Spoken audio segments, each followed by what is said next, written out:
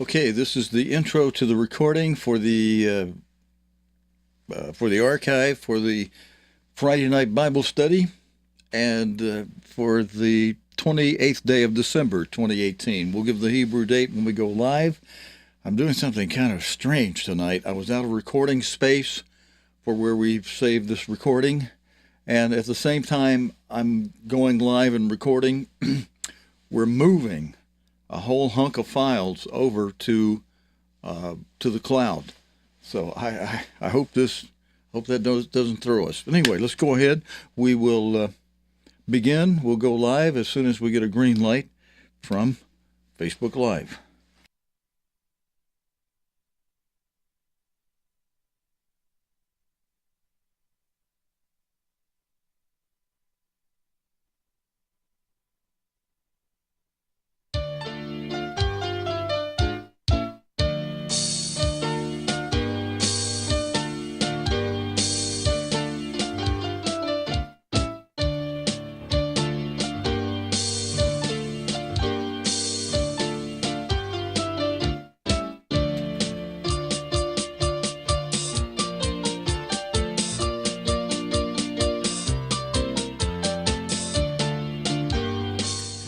Well, good evening, friends, and as the music is saying to you, Shabbat Shalom for this Friday evening, Sabbath Eve Bible study. For a long time we called it Friday night Bible study. It actually is the start of Sabbath evening, and it's the 21st day of the 10th month since sunset tonight here on Friday. It's the 28th day of December on the pagan Roman calendar, 2018. Tonight it is. Now in the morning, it'll still be the 21st day of the 10th month on the Holy Sacred calendar, because it'll still be the Sabbath day, but it'll become, on the pagan Roman calendar, it'll become Saturday morning, and they'll shift the day at midnight tonight. They'll shift the date to the 29th day of December for the morning time. But let's tell you what we're doing tonight. I finally have, I let a few of you know ahead of time, we finally have a new format for our quiz questions while Mr. Armstrong speaks, and we'll be testing that out tonight in a fuller section that'll have about 30 some odd questions to it as Mr. Armstrong speaks. Now, I hope they're not too odd, but by 30 odd, I mean, like 33, 34, 35, I forgot the exact number, but there are a lot of questions. And they're for purposes of edification and fun.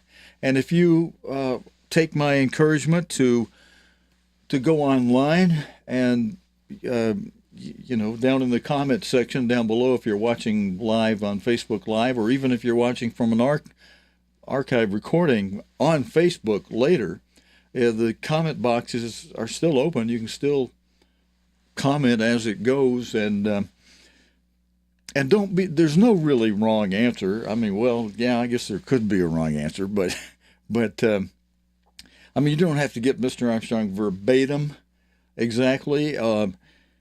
And the answers that I came up with where I pulled something he said and turned it into a question, you may actually hear Mr. Armstrong say something that I might have missed, or somebody else might even hear something. They might give one answer, and you might say, yeah, but he also said this. And however you answer, the question is designed to invoke a response to what Mr. Armstrong said relative to the question. I mean, you might know another answer, a fuller answer. You're welcome to give that too if you want to, but the question is designed to be, what did Mr. Armstrong say while he was speaking in this sermon? And this is a small excerpt from a sermon he gave in 1978. And we have the appropriate label up at the top. LOC means Library of Congress, because this particular sermon excerpt was put into a telecast, a World Tomorrow telecast, that wound up being part of 144 telecasts that have been put into the Library of Congress.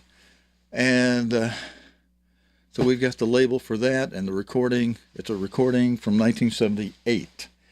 And I'm just trying to give a little bit of time for those of you that I sent notes to get tuned in and get ready to go. And in the comments, I want to lighten it up a little bit. I don't want you to worry about your answer in the comments.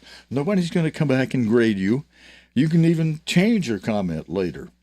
And but it'll be fun for those who are either watching live or tune in later. Now, I'll take a look later. I don't have anybody here in the studio to help me as you're doing this live, and I'm going to be reading the questions when as Mr. Armstrong goes, he'll actually freeze frame, and the question will pop up on the screen. I'll read it, and then we'll wait a few seconds, and then continue on, and then you can still answer while he's speaking, but be careful not to miss a point, because then another question's going to pop up. Some of them come in rapid succession.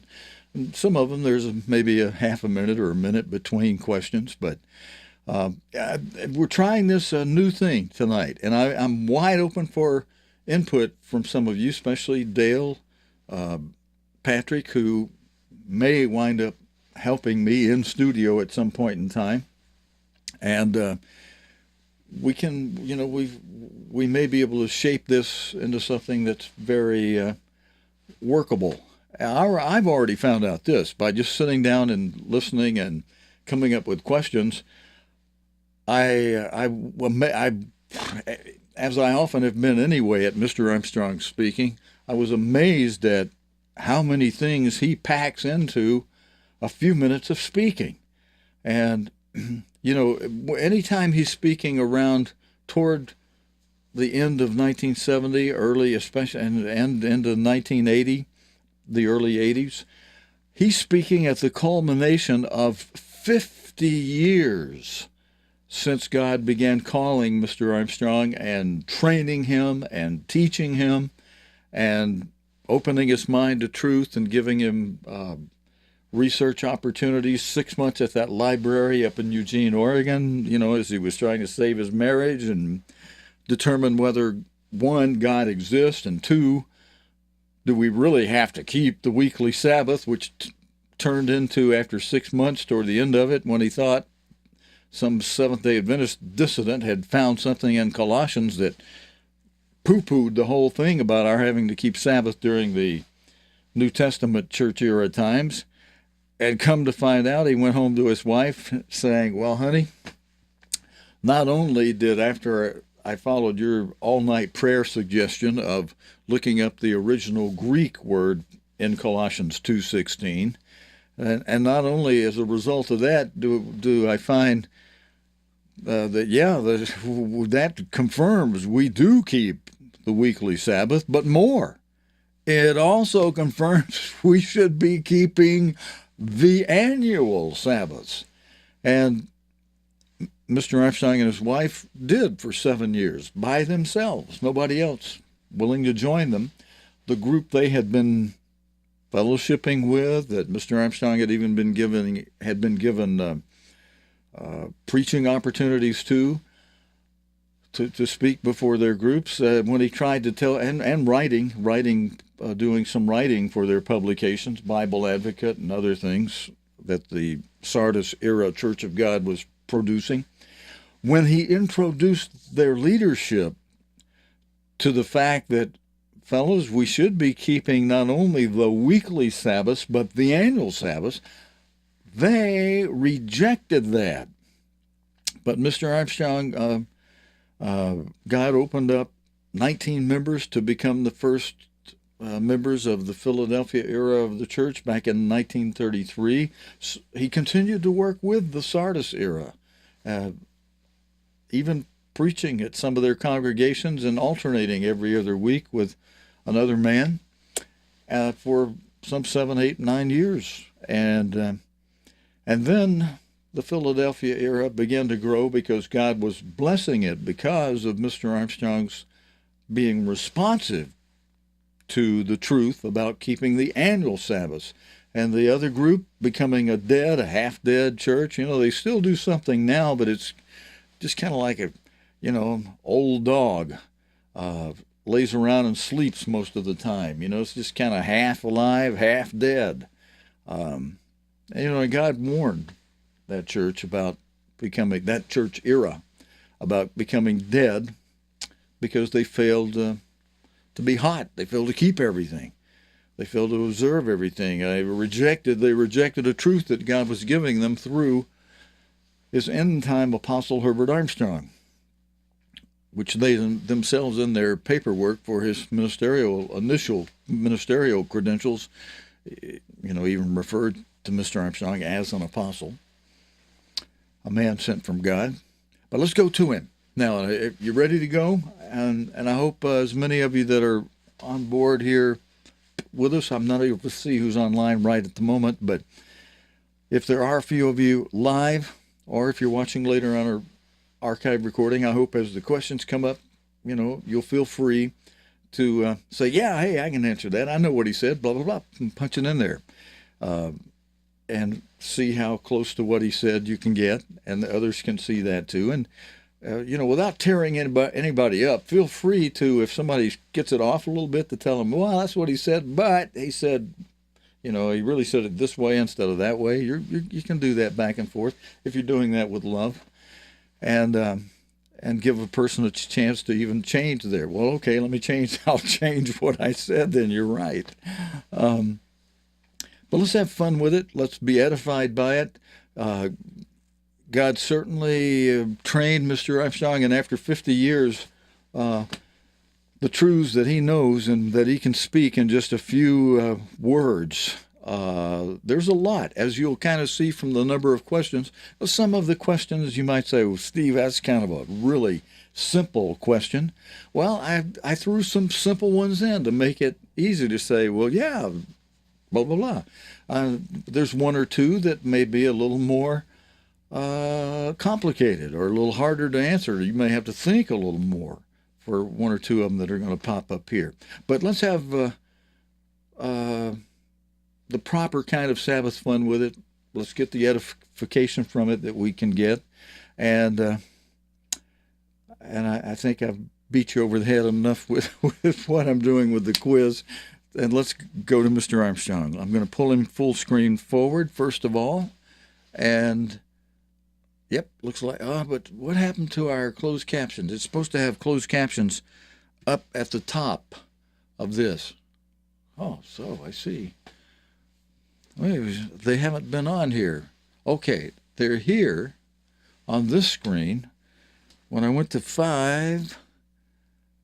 they're not popping up there. Okay, so something, for those that are hard of hearing, I do like to have those up there. They do a pretty good job, especially while Mr. Armstrong is speaking.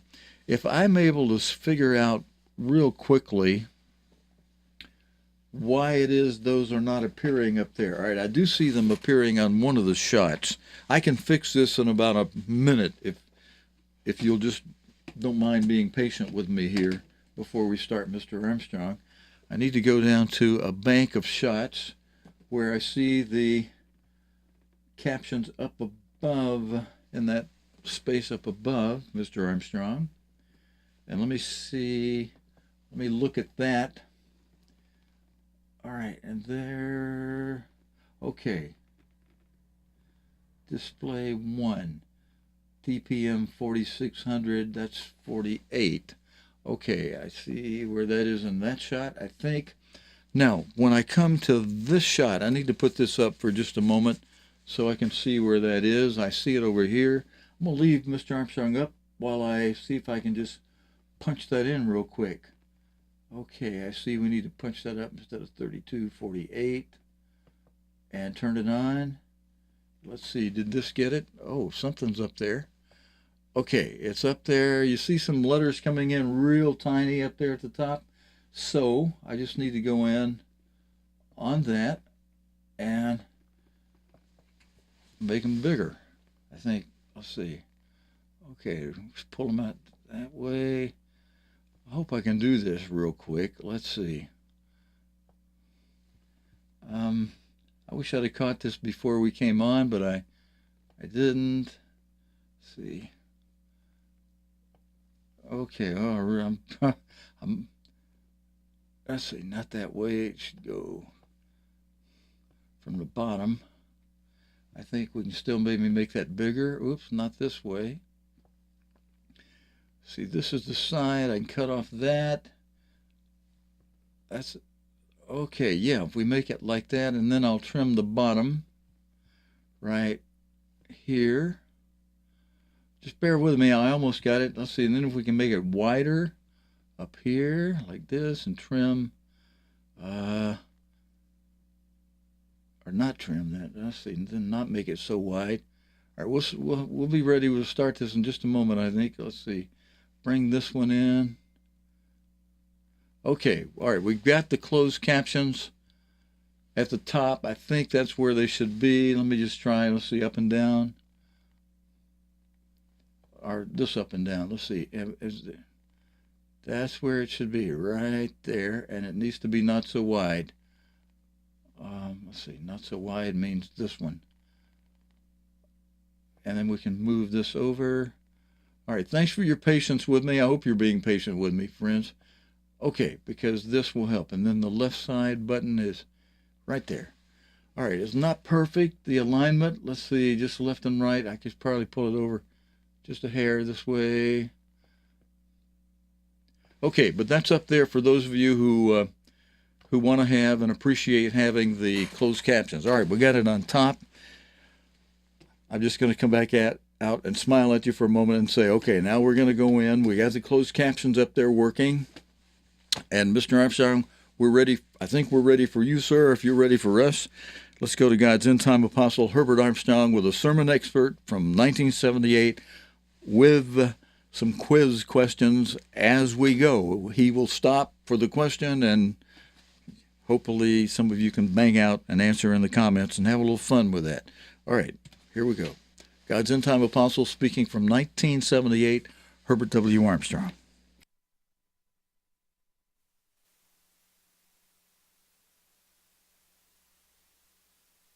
I think scientists don't know how many galaxies, but many, many galaxies.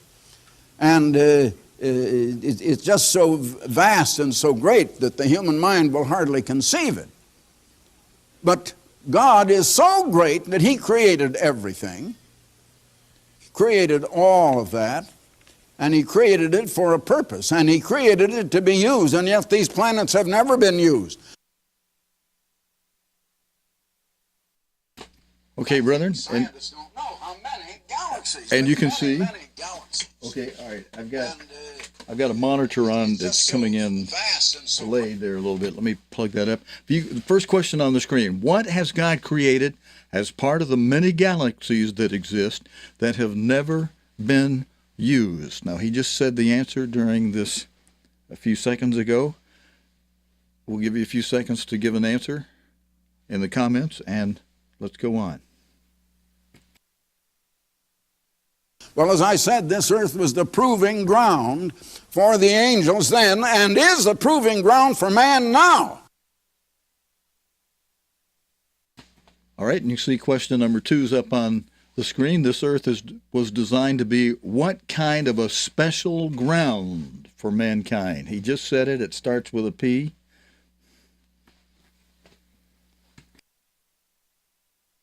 And we'll go on, Mr. Armstrong. To learn how to be a creator with God and to have our part in it. People think that when God created the earth, it was created complete and perfect in every way. Now, you're half right. As far as it was created, it was perfect. God never creates anything imperfect. But when God created man, let me give you an example. When God first created man, He only created the physical man. And that was not a finished creation. After that must come the spiritual creation, and the real purpose of God was to produce or reproduce His own self. Okay, and there's another question. We call it bonus question number 1. The real purpose of God. Let's see, I've got some stuff popping up on the screen I need to get out of the way.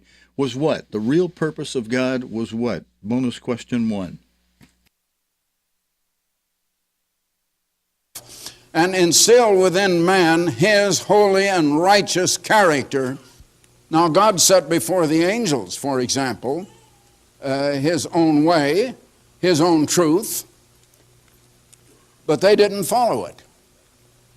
God set before Adam, the first man, His way and His purpose in man, and what man's ultimate fantastic potential really is.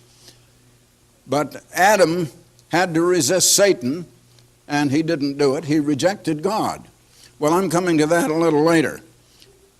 But God first put angels on this earth. Very few people realize that before man, angels had inhabited this earth. Question 3, before man, what kind of beings inhabited this earth? Mr. Armstrong But as you just gave that an answer to that. It starts with an A. And let's let him go on now. read in 2 Peter, the 2nd chapter and the 4th verse, the angels sinned. All right, question 4. Where does the Bible say that angels sin? The verse is up on the screen right now.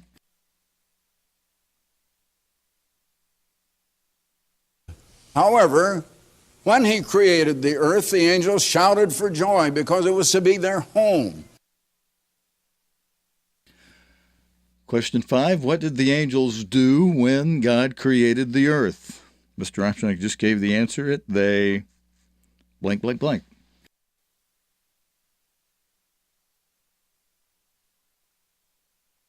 And it was beautiful as far as it went.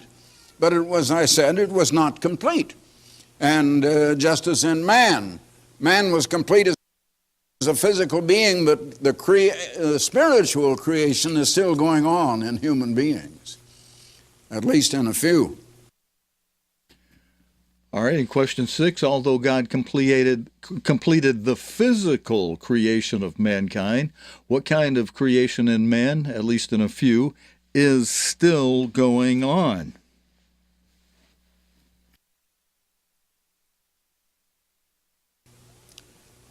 But God intended the angels to work the materials in the earth, to improve, to beautify the earth, and to have their part in the creative process by finishing what God had created as far as it went.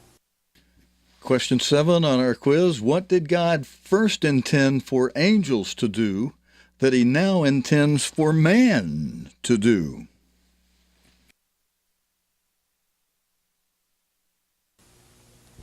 Now, I might say while I'm at it that He intended man to do the same thing. And we have not done it. What has man done to this earth? We have polluted everything that man's hand has been able to touch. All right, he was giving you the answer while the question's on the screen. What has man done to everything that his hands have been able to touch on this earth?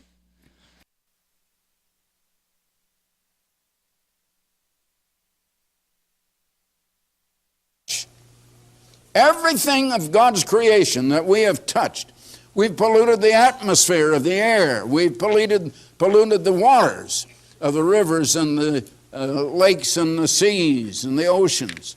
We have polluted the soil that produces the food we eat. Question 9, what are some examples of what man has polluted?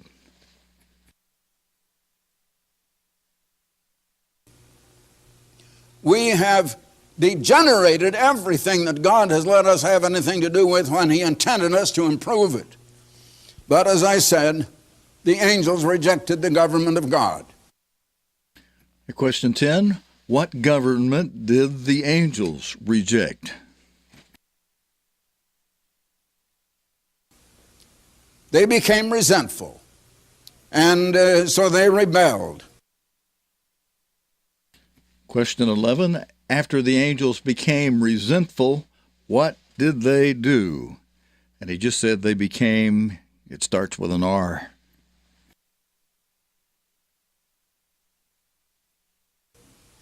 And as a result, the government of God was no longer being administrated or observed on the earth.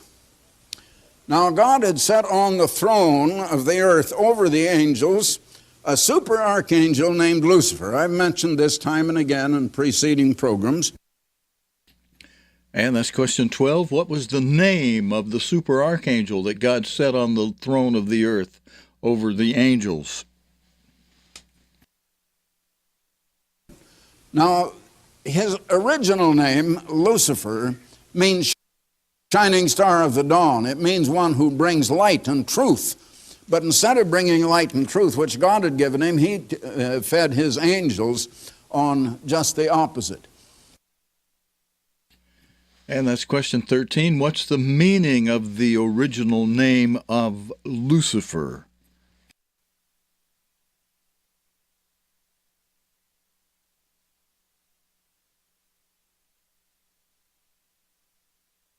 And question 14. Instead of bringing light and truth upon the earth, what did Lucifer feed his angels? Instead of bringing light and truth, upon what did Lucifer feed his angels?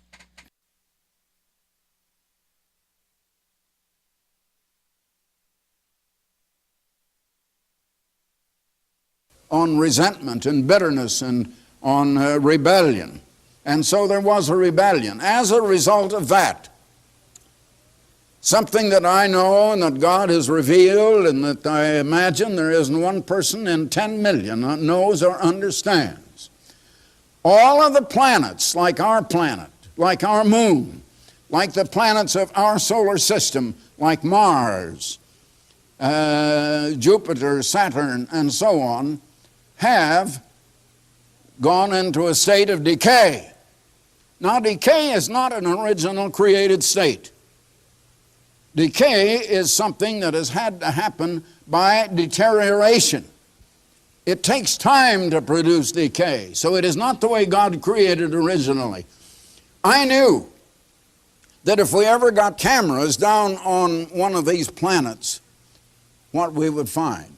And what did we see? Just the same thing as we have on the moon. Everything is waste and empty. Everything is degenerated. Everything is decayed. Now, it could not be the state in which God originally created it. And I don't know whether your mind ever dwelt on things like this, but mine does. I want to know all I can know about God and about the things He has done. How did these planets become decayed? It is not an original created state. Can't be. There is no way at all to explain it except that the angels were put here to qualify as the proving ground to qualify for them if they would work this earth and improve it and finish it and beautify it, that they would go to other planets all over the entire vast universe. So now God set out on the most marvelous creative feat of all, to reproduce Himself, and to reproduce Himself with the idea of inculcating in humans that He would make His own perfect, holy, righteous character. All right, we haven't always been stopping, but here he paused on question 17. After the angels under Lucifer rebelled, what did God plan next? He just said it. If you're watching from the recording, you can back it up and listen again here. But what did God plan next after the angels under Lucifer rebelled?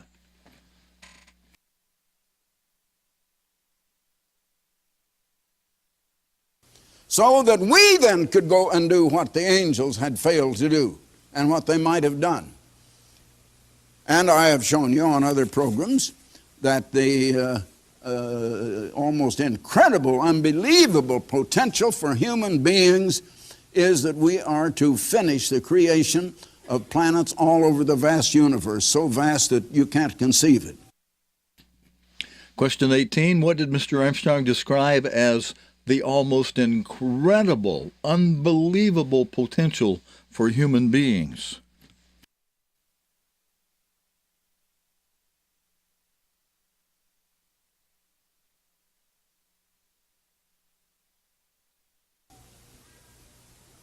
But the first purpose of God in man is the creation of holy and righteous character. Question 19, what did Mr. Armstrong describe as the first purpose of God in man?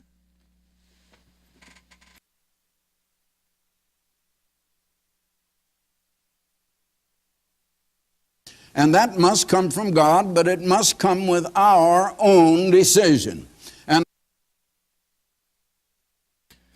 all right, these questions are coming kind of quick at this point. Question 20, although holy, righteous character must come from God, what two things did Mr. Armstrong say that man must put into it? Of our free will.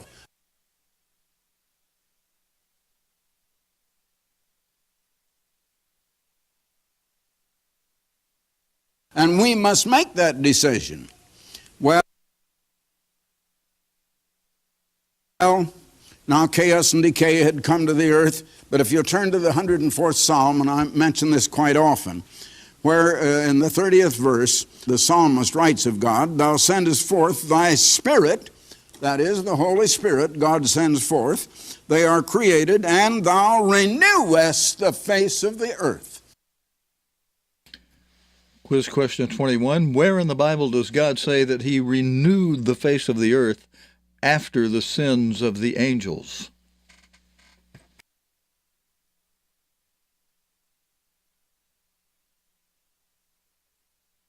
God renews the face of the earth. He renewed it after it had been deteriorated as a result of the sins of the angels.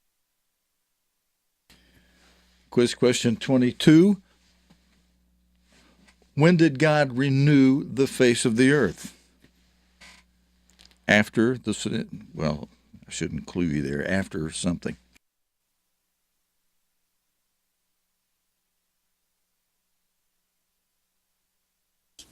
Now in 6 days God renewed the face of the earth and created man upon it. Question 23, an easy one. How long did God spend renewing the face of the earth after it had been deteriorated by the sins of the angels?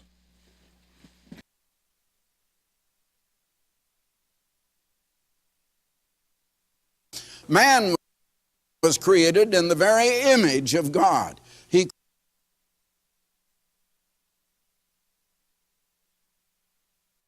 Question 24, in whose image was man created during the renewing of the face of the earth?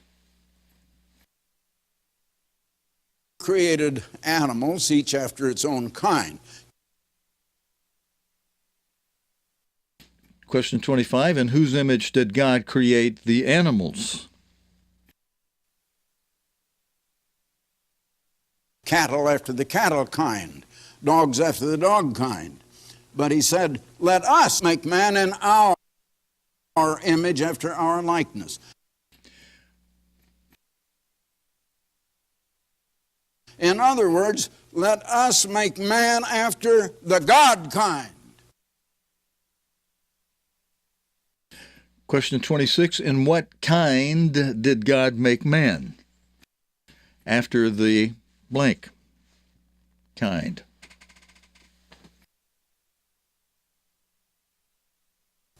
Man was made to have a special relationship with God that animals cannot have. Question 27, what special thing did God make between God himself and man that animals cannot have with God?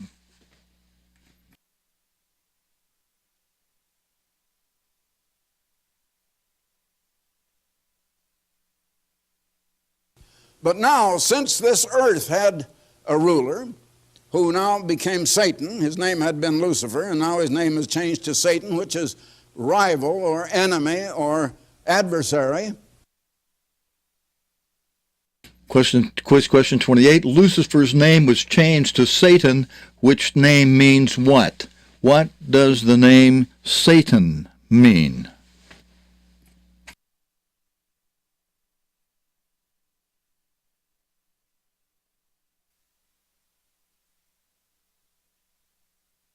It was necessary for the man that God created, whose name was Adam, to resist this way of this Satan, to turn from it, as well as to accept the way of the government of God before he could be used or qualify to take over that throne and to restore the government of God on this earth, which had been here over the angels. Question 29, in addition to it being necessary for Adam to resist this way of Satan, to turn from that way, what else was it necessary for Adam to do?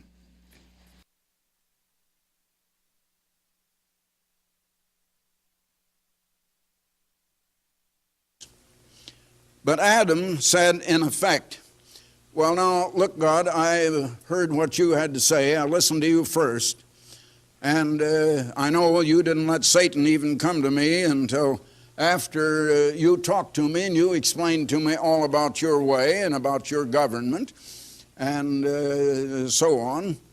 And I know it's my wife who listened to Satan first, but I listened also. Question 30, what did Adam blame, or who did Adam blame for listening to and going along with Satan first?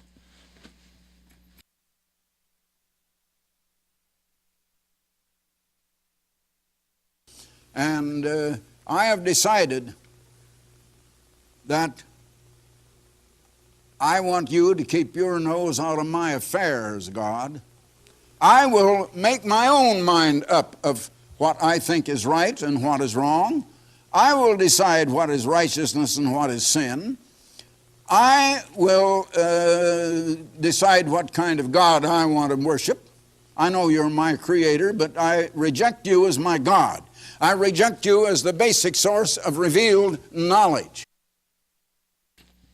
Quiz question 31. What two significant teachings had God given and talked to Adam and Eve about before Satan came tempting them?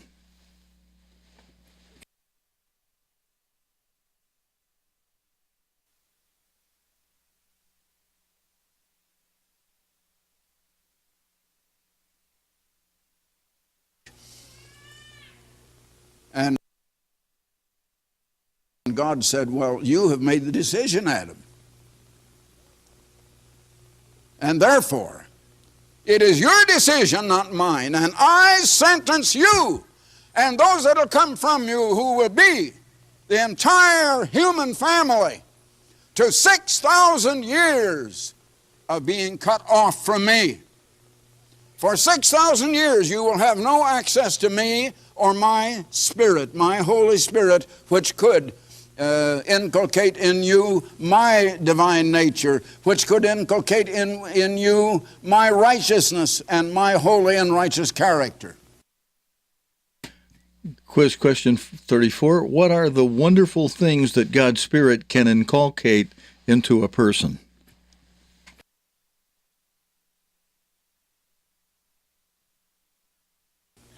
You have rejected me, and I now pronounce that sentence upon you and upon the whole world for 6,000 years. Question 35. God's sentence upon Adam and his progeny of all mankind was to last for how long?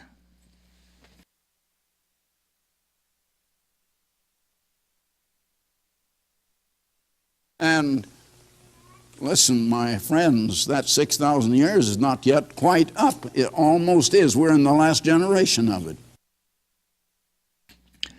Question 36. In which generation of the sentence upon mankind are we in now?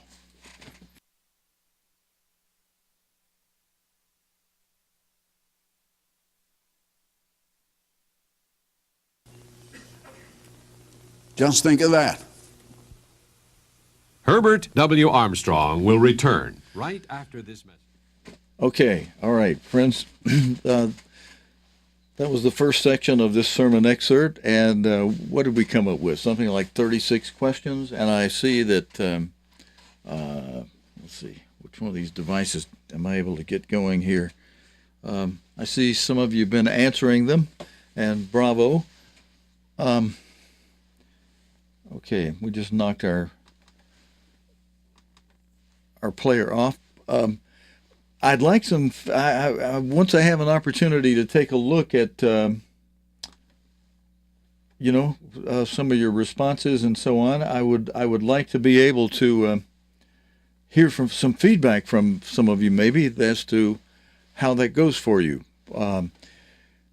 And if some of you want to help me, Dale, Patrick, some of you want to help me put these questions together, and give me some feedback. Did we have too many questions, or was that good that we hit, every little element?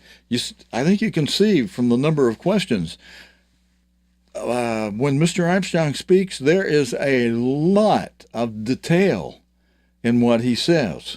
And all right, so we're just trying to find a way to make sure we stay awake, especially on a Friday night. A lot of times when the time would come, even when I was in Pasadena, I'd be tired. I think, I'd think, boy, we got to get up and have services tomorrow. Why are we having this late Friday night Bible study service? But actually, it was a good thing, and it was something I never wanted to miss.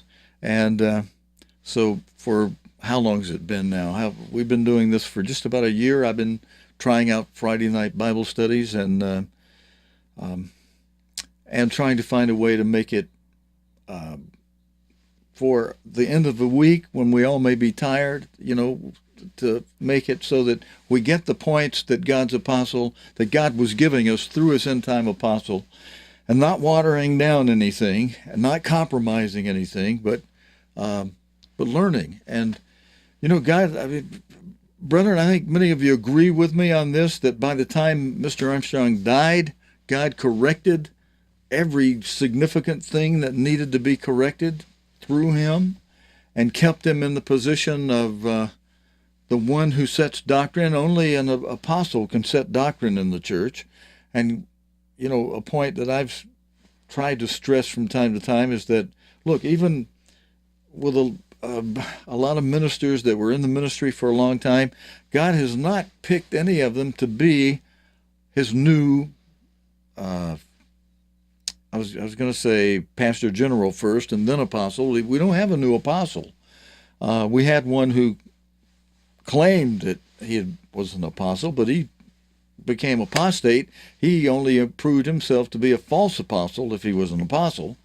And Mr. Armstrong had told him when he begged, well, give me the title of apostle too. He said, I can't give you that. Only God can give you that title. Many of you probably heard Mr. Armstrong himself say that. And I can't give that to you. You'll have to prove by your fruits, by the fruits of an apostle, that you're performing the job, and then God will give you the title. God himself will, if you prove yourself in that way. All right, and so what happens next? News is blossoming and blooming, as many of you have noticed. Oh, John, I forgot to send you a note. I hope you catch up here with us. John tells me often, he says, wow, Steve, those news related to those first 4 seals from the 7 seals in the book of Revelation, they are certainly, definitely accelerating to the point of near full bloom. And I think John just said that to me this morning, or either late yesterday. And some of you are noticing that the news related to these 4 seals are moving, are blooming and in near full bloom, to the point where God could allow that 5th seal to be triggered at any moment. And since Christ instructed us in verse 20 of Matthew 24 to pray that our flight, those who are accounted worthy to escape, go via the 2 wings of a great eagle, as Christ inspired the Apostle John from the Isle of Patmos to write in 90 A.D. in Revelation 12, verse 14. And that's a flight. And in verse 20 of Matthew 24, Christ said, pray that your flight be not in the winter, nor on the Sabbath. Now, that means quite likely that a lot of that travel is going to have to be outdoors in the cold. Outdoors, and if it were winter, it would be cold. And I've seen comments by a lot of you who say, "Man, I hate that cold." Yeah, and well, yeah, you want to, if you go out in it, you want to dress up warm, in warm clothing, and not stay out there too long in it, And if when we had to do, when I was on the auxiliary patrol, the headquarters auxiliary patrol, which I was on for over 25 years, I received one of the 25-year plaques for that.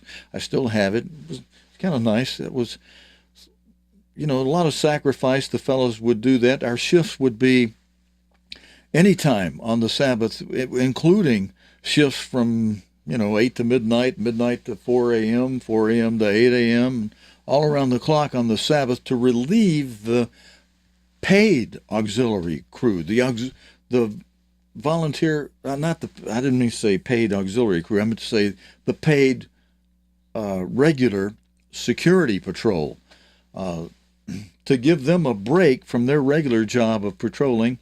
On the Sabbath, we had a volunteer. Enough men volunteered that we'd only have that assignment once every 6 weeks or something like that, maybe once a month at the most. Or if we got shorthanded, maybe it'd be every other week once in a while. But many men volunteered to help on it, it only came up for us to do one of those crazy midnight to 4 a.m. shifts on the Sabbath. Free, not paid, just a volunteer thing, doing security patrols on the headquarters campus where there were students and offices, buildings and stuff, and we just kept an eye on everything, patrolled it all through the night, through the day on the Sabbath, voluntarily, free, no pay. And let's see, there was a reason I brought that up, and I'm trying to think how it connected now. I was talking about how Christ instructed, it relates to this. Christ instructed us to pray that our flight be not in the winter. And during the winter months when there would be some cold nights, especially on those midnight time shifts, and the fellow who drove the car, the supervisor who would drive the car for the men who did the walking patrol, he would often bring him some hot coffee every couple hours or so, or something like that, or hot chocolate, whichever the guy preferred. But they would often tell us on the radio, okay, now look, keep moving. When you're out there in that cold, just keep moving. And that by keeping moving when you're out there in the cold, that helped you not feel it as bad. But the point I'm really wanting to stress is what Christ said in Matthew 24, verse 20, encouraging us to pray that our flight be not in the winter. Now, with news the way, and this is the point I wanted to make that relates to what John said about Steve. Man, these things are full bloom. They're there. They're there. They're close enough that God could call it. It's God's call on that. He could say, "We're wrapping now," but because he could do that, and because this has been a cold winter where I am, that's encouraged me to follow that instruction, brother. And I hope you've been doing the same thing and praying what Christ instructed us to pray there in Matthew 24, verse 20. I'm going to open my Bible to it. We'll probably close up with this tonight. I'm going to make this a short Friday night Bible study. And I want to go take a look and see if how some of you answered the quiz questions. But Matthew 24, verse 20, I'm going to read it exactly like Christ said it right here. And you can either listen or go there with me. 24th chapter, 20th verse. Christ speaking, saying, "But pray that your flight be not in the winter, neither on the Sabbath day, for," verse 21, "then shall be great tribulation, such as was not since the beginning of the world to this time, no, nor ever shall be." And it even goes further in verse 22 with Christ saying, "And except those days should be shortened, should be cut short, there should no flesh be saved alive." as Mr. Armstrong used to like to emphasize the way the Moffat version rendered it, with no flesh should be saved alive, but for the elect's sake those days shall be cut short, shortened. Because Christ will return at just a second before mankind would have blown all life, all flesh from off the earth.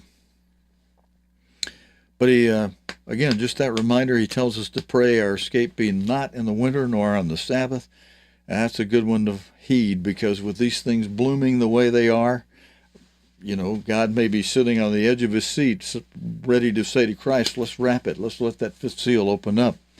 And that triggers some timings for us to be flown into the Middle East, probably into the land now called the little nation state of Israel, in the area of Judea, of Jerusalem, because we're told that Satan is going to have an army chase those who are counted worthy to escape, and God's going to open up the earth and swallow that army. And that's probably going to occur right at the entranceway of that tri-regional area that's described in Daniel 11, verse 41, as the land of the children of Ammon, Moab, and Edom. That's all an area, big area, east of the Jordan River. That's description in Daniel 11 is describing the only place mentioned in the Bible that is protected from, that's outside the reach of the beast during the Great Tribulation, during the time of this fifth seal. And it's a wilderness area. And it's part of what was the promised land, by the way, too. So it's not just, oh, we were going into somebody else's area. No, that was land promised to Israel. And if anybody's occupying something as an occupier, it's the Arabs, and who are now in the lands that were promised to Israel. You know, all that chunk of land around where Israel now is, in the little nation state called Israel, you know, to both sides of it, and going to the that would be to the east of it, all of that big area was what God promised to the descendants of Israel. And other people, you know, who were called either Arabs or Palestinians, are now occupying land that belongs to Israel. But oh boy, does the news love to twist it and say that Israel's occupying the West Bank that should belong to the Palestinians. You know, they just turn everything back asswards. And that's the way it is. But that area that's east of Jordan, that God says will be outside the reach of the beast during the Great Tribulation, is a wilderness area, and the entranceway to it is down in the southern part. On the southern tip of Edom is where Petra is, and the connection there is those great big high rocks with a narrow passageway between those high walls of rock.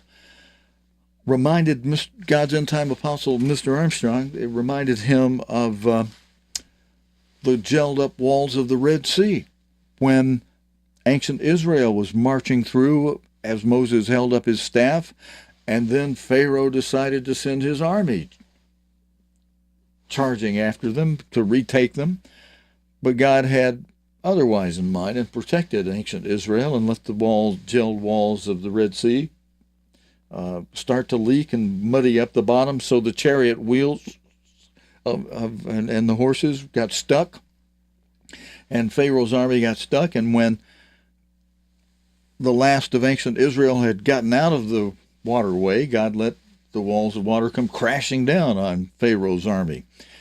And he describes not exactly the same thing, but the same result in Revelation 12, after verse 14, where God describes, tells how he'll provide the escape by two wings of a great eagle for those accounted worthy to escape. That's in verse 14. And then in verses 15 and 16 of Revelation 12, God describes the chase by the army of the devil after the devil becomes upset. Let's take a quick read on that. That relates to the verse we were talking about in Matthew 24, verse 20, where Christ is saying, pray that your flight be not in the winter or on the Sabbath day. And Revelation 12 is describing that flight and what happens immediately after the flight, after we're flown probably into Jerusalem or Tel Aviv, somewhere in Israel. Let's read the whole section. It's just 1, 2, 3, 4 verses. Verse 14, Revelation 12. And to the woman, now in prophecy, a woman is always a church. It can be the false church, it can be the true church. In Revelation 12, the woman is referring to the true church. And verse 14 is referring to a portion of the true church, the portion of the woman, the true church, who are accounted worthy to escape. It's talking about that portion first, then it talks about the remnant portion of the woman, God's church, people who keep his commandments, but those who are lukewarm, it talks about them in the last verse here. But to the woman, to those accounted worthy to escape, were given 2 wings of a great eagle, that she might fly into the wilderness, into her place, where she is nourished for a time and times and half a time. That's 1 plus 2.5, that's 3.5 times, 3.5 years from the face of the serpent. The serpent is defined in verse 9 of the same chapter as where it says, and the great dragon was cast out, that old serpent called the devil and Satan, who deceives the whole world. So those who are accounted worthy to escape are nourished, protected by God, given protection, final training, food for 3.5 years from the face of the serpent, the devil, Satan. And verse 15, and the serpent cast out of his mouth, the devil, Satan, cast out of his mouth water as a flood after the woman. Now that's always a description in the Bible for an army, sending an army, a flood, water, that he might cause her to be carried away of the flood, that he might have his army capture those who were accounted worthy to escape during their escape. But verse 16, God says, "Oops, nope, you're not going to get away with that, devil." And God helps out. He says, "And the earth helped the woman," at God's direction. "And the earth opened her mouth and swallowed up the flood, the army which the dragon, Satan the devil, had sent out after them." And then verse 17, the last verse of this chapter 12. "And the dragon," of course, devil and Satan, "was wroth with the woman," with the true church, "and went to make war." He couldn't get the portion of the church who were accounted worthy to escape. So what does he do with those who are not accounted worthy to escape, who are part of God's church? And the devil was wroth with the woman and went to make war with the remnant of her seed, with those who were left behind, but they are part of the church. And this last verse says, as some of you have contacted me and said, "Well, look at this, Steve, how come these people got left behind?" It says right here, verse 17, last part, "with the remnant of her seed, which keep the commandments of God and have the testimony of Jesus Christ." They know that Christ is preaching the kingdom of God, the testimony of Christ, and they keep the commandments. Well, how come they got left behind? Well, the commandments of God are of the commandments of God the Father.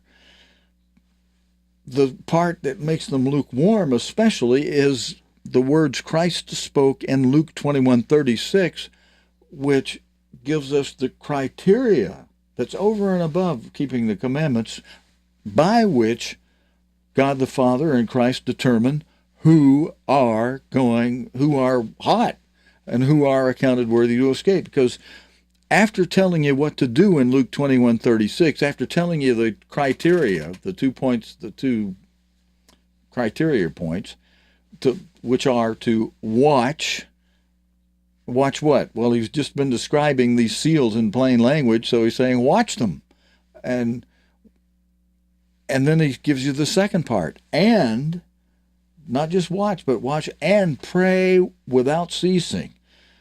And pray for those who are affected by these four seals. That's what God is wanting to see. And then he holds out the carrot in that same verse. The rest of that verse, he says, that you may be accounted worthy to escape the great tribulation. What's going to happen next? Well, what's going to happen next is the fifth, sixth, and seventh seal, the 3.5 years of great tribulation, marked after 2.5 years by the sixth seal to tell us now the seventh seal, 1 year long day of the Lord is about to open up and add God's wrath to the mix. This first 2.5 years of the fifth seal is the wrath of man and Satan. And you heard how part of that wrath in the early part of the fifth seal, Satan sends his army after the woman who's trying to escape. He misses her, and so then in an even hotter wrath, he goes after the remnant to help the remnant do what the remnant needs to do in order to make it into God's kingdom. Because the second element of Luke 21:36 is where God says, do these two things, watch and pray always, so that, first of all, he mentions you may be accounted worthy. Well, he mentions you being accounted worthy to escape by being able to escape all the things that are going to happen next, which start with that fifth seal, so escape the tribulation. Then he says, and, meaning also be accounted worthy, to stand before the Son of Man in the first resurrection. So those who are left behind, they not only are not accounted worthy to escape this fifth seal great tribulation, they are also not accounted worthy to stand, to be in the first resurrection. So have they blown it? They keep the commandments of God? No, there's a way out. It's in Revelation 3, verse 18, right in the middle of the 9 verses, the only 9 verses in the Bible that address the Laodicean era, where God says there, I counseled you to buy of me gold, tried in the fiery, well, it says tried in the fire. God's end-time apostle has explained correctly how that means the fiery trial of martyrdom. And that's their way out. And Satan provides that through the beast by going after the remnant with wrath, as it says in verse 17 of Revelation 12. If you fail to bow down before the image of the beast, if you're left behind, or if you fail to work on the Sabbath as the beast will require, it'll be curtains for you. You know, they will kill you. They'll cut off your head, burn you at the stake, whatever. But that's just what you need, because Christ said in this verse 18 of Revelation 3, I counsel you to buy of me gold tried in the fire, the fiery trial of martyrdom.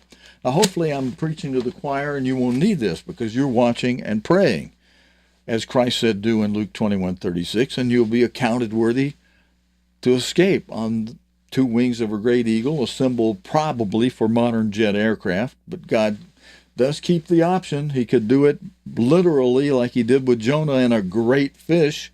He could prepare a great eagle that he'll have come along and grab some of us up. Or he could fly us on chariots of fire like he did Elijah. Or, like we said, since Revelation is very symbolic, he could fly us on jet aircraft. But it'll be into the Middle East, near Jerusalem. The devil will have an army chase those accounted worthy to escape, and we're told to flee to the mountains.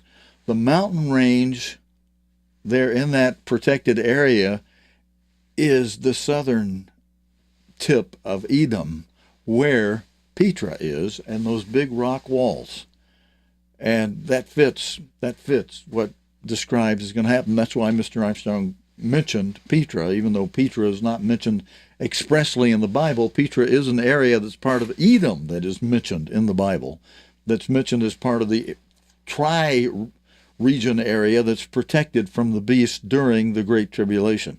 All right, you've heard me say that a lot, and I said I wanted to let us go early tonight, so I'm going to thank you for joining me on this Friday night Sabbath evening Bible study. And I'm going to go take a look and see how y'all did in the comments. And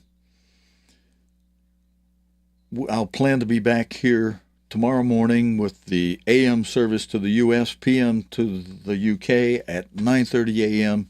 Central Time. In the meantime, brethren, good night's sleep. Shabbat Shalom.